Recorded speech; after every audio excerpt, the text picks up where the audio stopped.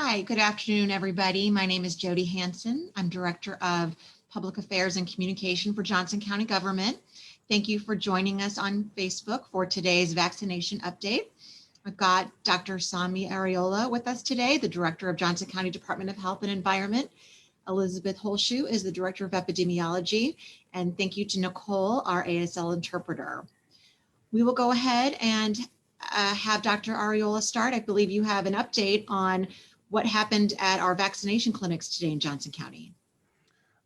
Thank you, Jody, and thank you, Elizabeth, as always, to be here, and Nicole. We are continuing to vaccinate in phase 2, tier 1. Today, we continued vaccinating emergency personnel in fire, police, sheriff, and we also started giving second doses. And again, we'll continue to do that tomorrow and Thursday. We have one more clinic set for this week for our law enforcement, and the last one sometimes next week. But we also have additional clinics coming up for people that are due their second doses. So those are working very well. The key points to reiterate is that if you took your first dose from us, we do have your second dose. Again, also remember that you have up until 42 days after the first dose. So if it's due Thursday or Friday and your schedule is to take it next week, that's perfectly okay. Just await instructions from us later this week, and you will have the opportunity to get your second dose. I also want to mention that we continue to work in and open up vaccination opportunities next week for those in the 65 plus, definitely in the 80 plus category. So as people are completing the survey, we're finding more people that needs to be vaccinated. We're working through that and continue to have partners, providers in our healthcare system, vaccinating also in the 65 plus category. And so we are trying to attack this and vaccinate as much as we can, get the vaccines into the arms of as many people as we can, as quickly as we can, using multiple channels. So our health systems are assisting. It's a very large group. Tier 1, phase 2 is a very large group by itself. The entire phase 2 is a very large group. But every day we are chipping away. We are vaccinating more and more people, and we're continuing to explore additional opportunities to do that. How would you say the clinics went today? Are things going smoothly? Are people coming in and out pretty well, would you say? The clinics are running very well. The clinic at Arts and Heritage, that was where we were giving second doses. We vaccinated just under 1,200 people within the 4 hours that we were there, and worked very well. Similar to the clinic with vaccinating law enforcement, everyone that showed up got their vaccine. They got it quickly, and they left very quickly. No incident, working very well, as we have been seeing in our clinics. I wanted to go back to what you were saying about people who are 80 and older, because I know there's a lot of questions about that we're seeing on social media, either from someone or know someone that is 80 and older and took the interest survey and is just wondering when are they going to hear something. So do we have kind of a timeline of those next steps, when they're going to hear something and when appointments might open up for that group? I'll answer part of that question, and Elizabeth would answer part of that. So it's still a fairly large group. There are more people that are completing the survey. And we're working on a more definitive plan where we can provide time. But you definitely begin to hear from us as soon as tomorrow, Thursday, as we are opening up opportunities for some to be tested this week, and some to be tested next week. And we're just finalizing the last few details. But again, like we've said, our goal is to get the entire 65 plus category vaccinated, but definitely the 80 plus that we started, we want that to be vaccinated. There's a portion of that group that are living at independent living facilities. We're finalizing plan also to ensure that we vaccinate that group. So there's a lot of things going on, a lot of efforts going on, multiple approaches to make sure that nothing falls through the gap, and that we reach out to our residents and through multiple avenues as much as we possibly can. But Lisbeth, I still wanted to talk about that and they have to reach out to people, our efforts to collect their information and register and all these other details. Yeah. You're on mute. You would think after 11 months of doing these, I would figure out to unmute myself before I start speaking, but apparently not. Yeah, so thank you, Dr. Areola. I know it's really frustrating for people, for our residents, to not know exactly what dates we're going to be doing the clinics next week and not have all that information ahead of time. But really that's because we are limited on when we know how many doses we're getting and when those doses are actually showing up. We are usually not informed about how many doses we're getting until right around this time, Wednesday, Thursday of each week. And then those doses don't come until over the weekend or early next week. And so it's really a balancing act, if you will, where we don't want to schedule appointments if we don't know for sure we're going to have the vaccine, because we don't want to get people's hopes up and get them scheduled just to have to turn around and cancel them. So that's why we're very deliberate in when we open up these appointments and when we notify people. So just know that we are constantly reevaluating who we have on our list. And that list of over 80 is over 5,000 people that we haven't reached yet for vaccinations. We're hopeful that some of those individuals will be able to be vaccinated through their healthcare systems this week. But we know that there's a number of individuals in this really high priority group that have yet to be vaccinated. And that's our priority. And really a reason for that is because these individuals who are over the age of 80 are not only at an increased risk of dying from coronavirus, but also are more likely to end up in the hospital. And that really impacts our hospital capacity, which is something that we've been discussing really since the beginning of this pandemic. When we saw what happened in New York City and Italy, we know that the resources in our hospital system, the number of ICU beds are very limited. The number of nurses are limited. And so this population, by vaccinating them, these individuals that are at the highest risk of being in the hospital with coronavirus, not only are we protecting them, their loved ones around them, but we're protecting our healthcare system as a community. So just to kind of put an exclamation point on one of those points you just made, today's Tuesday, so you do not yet know how many doses you're getting next week. Is that correct? That is correct. Most of the time we will get the information Wednesday, Thursday. But like last week, we actually got additional almost 4,000 doses unexpectedly. So we are hoping that becomes a habit. The more that we get, the better for us. But yeah, we, like Elizabeth said, we are very, very careful to not schedule things until we know when we're getting the dose.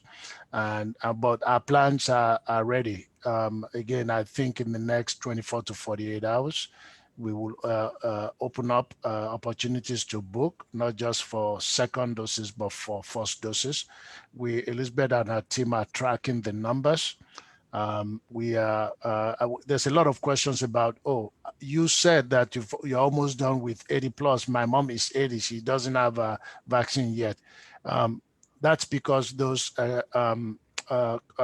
completion of those forms came after we've done that. We're continuing to monitor that.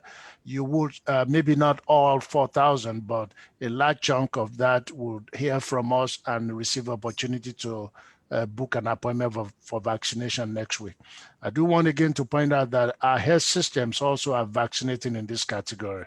So this is the first week that we're able to make vaccines available through them. And we speak with them on a regular basis.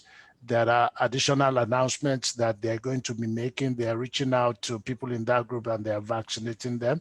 I've spoken today with some of them. And again, just patients.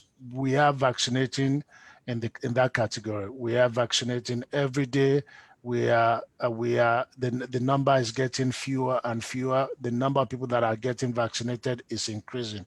And I know that it feels like you are the only one that's not being called. You're not, but you will be called. We have your name on the list, and you will hear from us. Just understand that compared to the number of doses that we have, compared to the number of residents who want to be vaccinated, is very small, very few. And so when people took that interest survey and they gave you their email, they gave you a phone number, and in that survey, I think they gave permissions on how they wanted to be contacted. So how do you reach out to people specifically? Is it whatever they said that they wanted to hear from, that's the method you use, or how will you reach out? Yeah, absolutely. I'll jump in on that one. We're going to lean primarily on email addresses if we have them, but we recognize, particularly in this 80 plus age group, that not everybody does have those email addresses. So not only do we have our existing staff, we're bringing on more staff to work on our call center to really focus on this vaccine effort.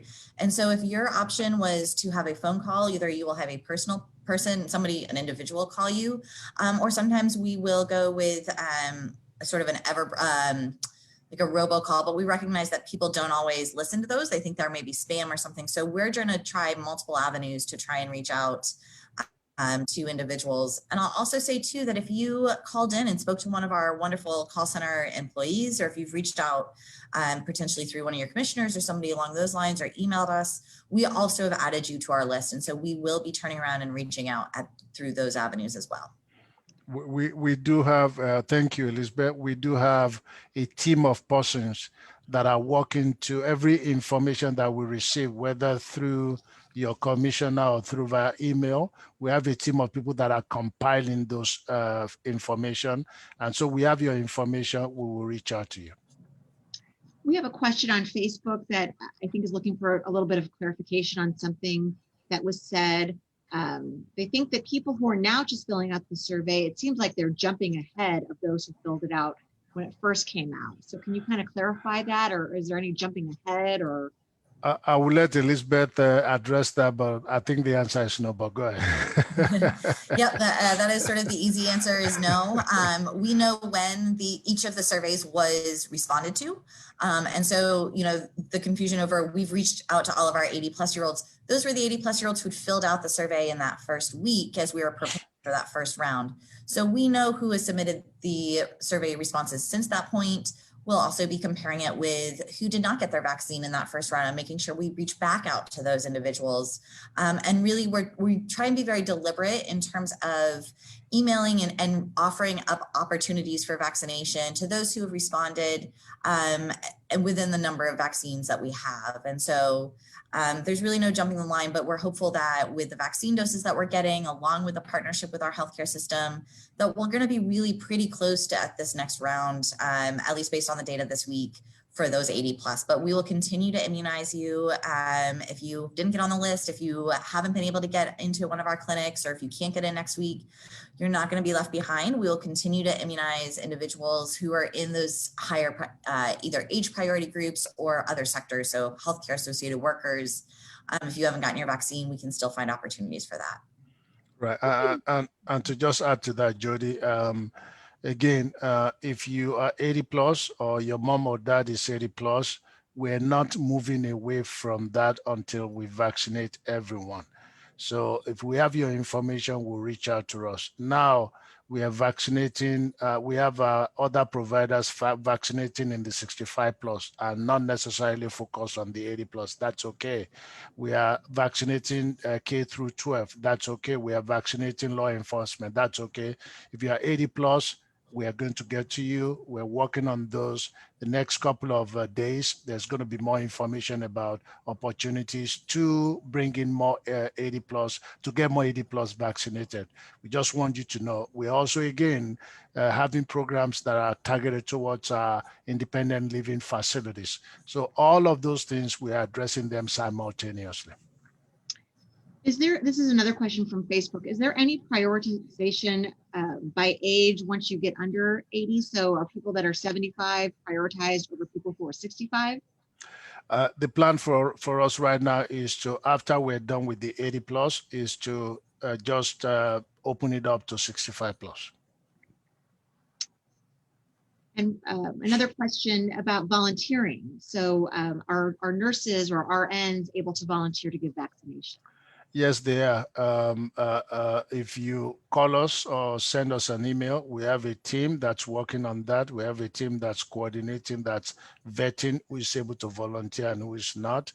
And we have been using volunteers. So if you are available and you are able to volunteer, we absolutely welcome your reaching out to us. Great. And you can send that email to JCDHE, that's Johnson County Department of Health and Environment, jcdhe@jocogov.org, and we'll get you on the list and start working through the vetting process. Are there other volunteer opportunities besides just actually giving the doses, the vaccination? Yeah, it takes a lot to run the clinic. Vaccination is just one part of it.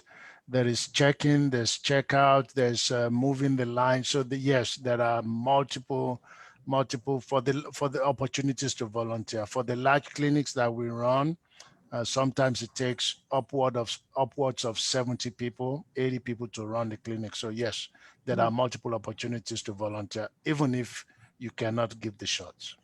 Great. I wanted to spend a little time talking about the approach to do vaccinations at your healthcare system partners, because we are getting a lot of social media questions and some concerns. So I'm just going to talk through a few of the questions that we're seeing. I guess overall, why use these healthcare systems? Why not do all these clinics yourselves? And what kind of oversight does the Johnson County Department of Health and Environment have over hospitals as far as the decisions they're making? So let's just maybe start there.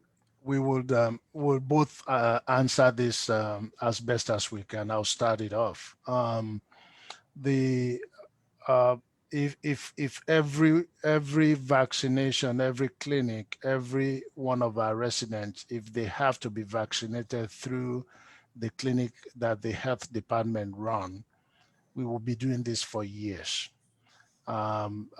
It's just not going to be sufficient. And I think that effort was recognized both at the federal and the state level. That's why at the federal level, vaccines arrangements were made with CVS and Walgreens through what we call the Federal Pharmacy Partnership to vaccinate in the long-term care facilities. We're also aware that when they started, they sent vaccines directly to hospitals. They send directly to federally qualified health partnerships, in our case, federally qualified health centers, in our case to health partnership clinic. The understanding that we need multiple providers always been there. It is a lot of people to vaccinate, and because we're trying to get the vaccine into the arms of as many people as possible, it is impossible for the health department to be the only channel through. It's also not very efficient. It's more efficient when we're getting people vaccinated through multiple routes, and we hope to continue to add to that. I know that there are conversations even at the federal level to also begin to use pharmacies, CVS, Walgreens, Hy-Vee, Walmart, and others to attack phase 2 once they are done with the long-term care facilities. Again, the goal, I mean, we don't go to one place just to get our flu shot. If we do, that would be very inefficient. The idea behind the widespread distribution is you can get it from your doctor, you can get it from the pharmacy, you can get it from the health department. So it's not, what we are doing is nothing novel. We're just doing it the way that we've done other things in the past. So the only restriction, the only thing that we've given the hospital health system is based on where we are. Children Mercy, which we are very appreciative, because the children don't qualify for this vaccine. They don't really need to do this.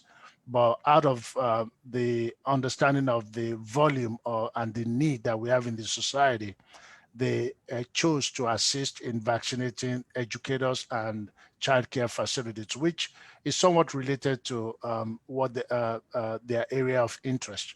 And so that's appreciated. They are focused on those specific groups. So that's pretty straightforward and clear. Our health systems that are participating and the ones that are getting ready to join, they are going to be focused on the 65 plus category to begin with. So we meet and talk with them on a regular basis. So that's the area of focus. They are focused on 65 plus. And again, if we have all the 6 health systems working on that, the KU Med working on that, and ourselves, we're chipping away at this. We are vaccinating broadly, and every week that we're getting 6, 7, 8,000 persons off of the list, we're making progress. Might be slow, but we're making that progress. I know Elizabeth will add a few more reasons why it's important to have multiple providers. So go ahead. Yeah.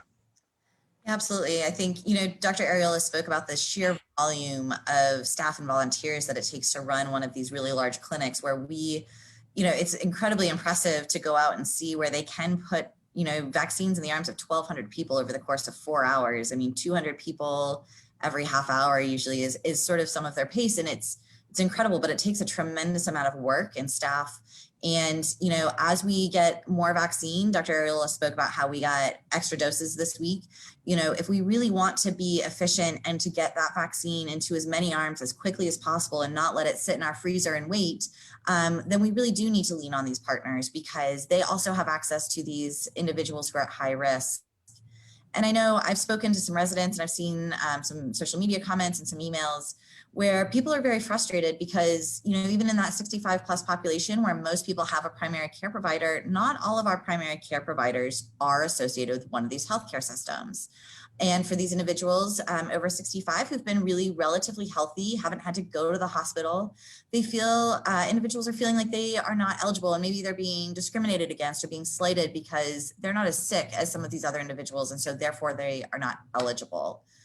What I would say is that some of this we're trying to make these decisions driven by data. And there is a reason why focusing on individuals who have been part of a hospital system recently is really helpful for the community. Again, we were really concerned about our hospital capacity and our ICU capacity. I talked about just a few moments ago, and these individuals who are over 65, over 70, over 80, if they have other illnesses, diabetes, COPD, CHF, chronic heart failure, congestive heart failure, all of those put them actually at a higher risk for ending up in the hospital, and sometimes for a very long time, which can take up a bed from somebody who, has a car accident or a heart attack. And so by focusing on people who maybe are a little sicker in general, that can actually help the community as a whole, help our hospital systems. And so while we are using our hospital systems to both alleviate some of the stress on the health department in order to get these vaccines out as quickly as possible to as many of our residents, there's also some level of we are working with them to help protect the healthcare systems, which really benefits the entire community. Okay, that was some good information. Thanks to both of you. So we've talked about this week for the 65 plus, the healthcare systems that are participating this week are Advent Health, Olathe Health, and KU Med. So if people are associated with those healthcare systems, do you know what the plan is? When in general, will be later this week, will they start hearing about vaccination opportunities? I believe that some have started hearing from them. Relatively, they got very few doses. Several of them have tens of thousands of persons that qualify in that age range that are part of their system. So if you haven't heard from them, you will.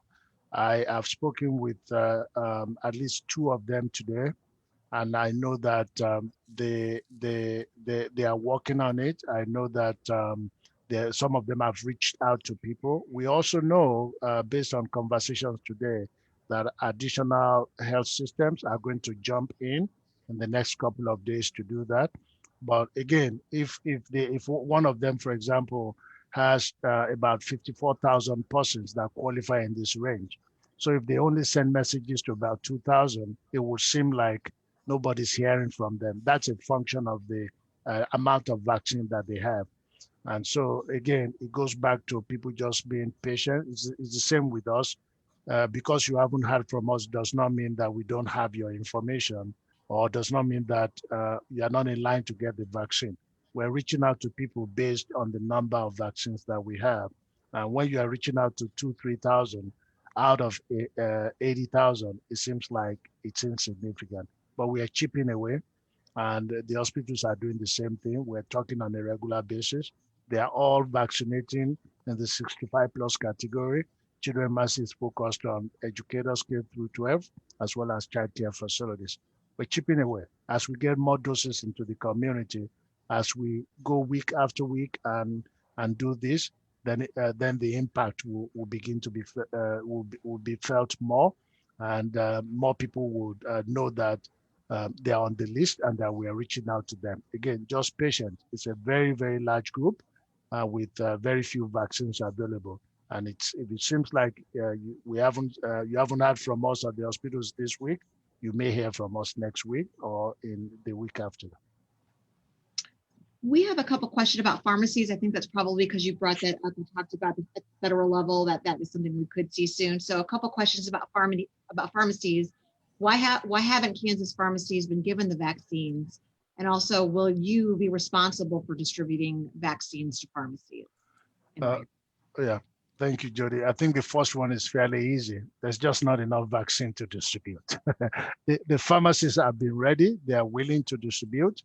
But I know the state's been pretty clear. They just don't have enough vaccine. And as they get more as more vaccines come to Kansas, they will, of course, we as the local health department will have a broad oversight of activities of the vaccine in the county. But so we do have some measure of oversight as to where it goes. But it's also possible, and as I read earlier today, can confirm that I just read, that it is possible that some of this vaccine might still go directly to the pharmacies. And for us, doesn't matter as much we want the data, that's important to us. We just want the vaccines in the arms of our residents. So how it's distributed, how it goes, and not quite as important. We want to know what's going on. We need the data. Most are going to come through us. Some are going to go directly, and we are okay with that. We just want more vaccines in our county. A couple questions, sort of logistical questions about the form, about the interest form. So at one point, I think there was a few weeks ago when there was a group of people who had signed up for an appointment, but they weren't in the 80 plus category. And so they got a notification that it just wasn't their time. So their question is, does that cancel out their survey? Or are they still in your system? Do they have to do anything at this point? That's an excellent question. They are still in the survey. We're not deleting anybody out of there until we have confirmed that they actually have gone to one of our vaccine clinics and received the vaccine. So even if you got one of those emails from us and you're in that 80 plus population and all of those appointments filled up and you couldn't get one, we will go back and double check those email addresses or those notifications, and we'll send you another response. So nobody has been deleted out at all out of our system. And Jody, another point is just like the earlier question about whether people that are completing the online interest form recently, whether they are at an advantage. I think it's also important to let people know that you don't have to complete that online form twice. We have people that are doing that 40-something times. So it doesn't increase your chances of getting called. If you've completed it once, we have your information, we'll reach out to you.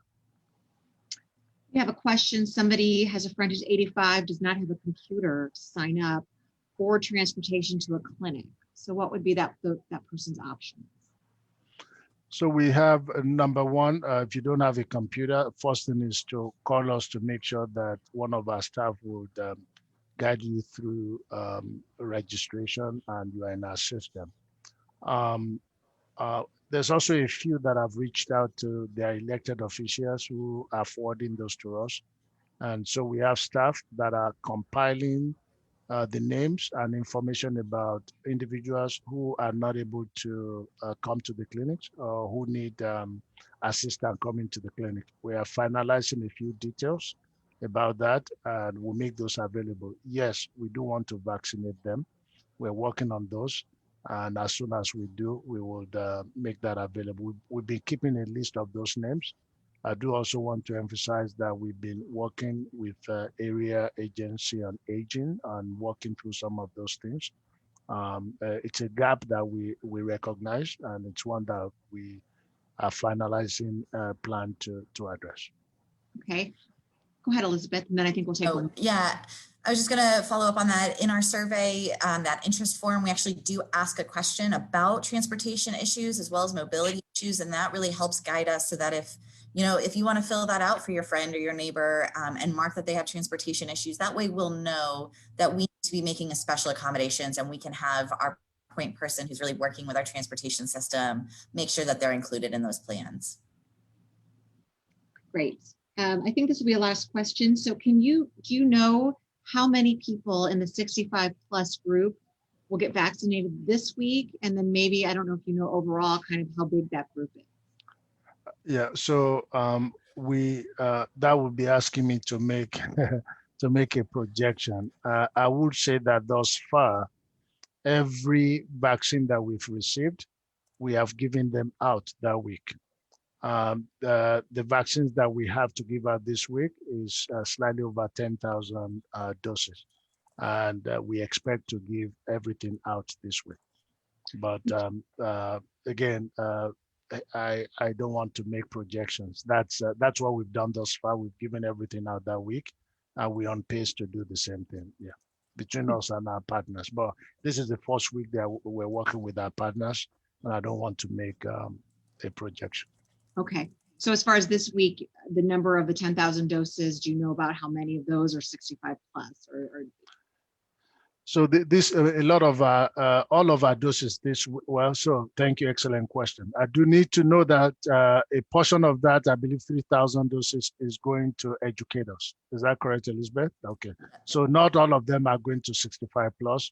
And then some of them obviously are going to law enforcement, and we have to look at our numbers because we have 3 different clinics for them this week. The rest is going to 65 plus, well, not all of the rest. We still have some healthcare workers that are coming in, but the bulk of the vaccine this week, as it was last week, is going to 65 plus. Okay, that's good. And in that population in Johnson County, we actually have over 90,000 individuals who are in that 65 plus category. So if you think about how many doses we're really getting in a week, somewhere usually between 6,000 and 8,000, with the number of other categories we do need to vaccinate at that same time, it's a slow process to get through that large of a population. Well, I think this is good information. Dr. Areola, did you want to close with Yes, something? I was just going to emphasize what Elizabeth said because I think it's very important. So this is really our second week of vaccinating in that group. So if you look at our doses, total doses in both weeks, it's about 15, 16,000. And in there, we vaccinated all of this other group. So just the perspective of maybe we've shaved up 9,000, maybe 10,000. That means we still have potentially 80, even though we know some of them have been vaccinated through the long-term care facility and the Federal Pharmacy Partnership. That's why, again, very important. And the number I gave is at the end of this week, because this is still only Tuesday. And so it's just patience. It's a slow process. Well, thank you so much to both of you. I think we got some good information today and hopefully answered some questions that people have. So we will continue to do these. Watch our Facebook feed for updates. And thanks to both of you, and have a good evening, everybody. Thank you. Thank you, everyone.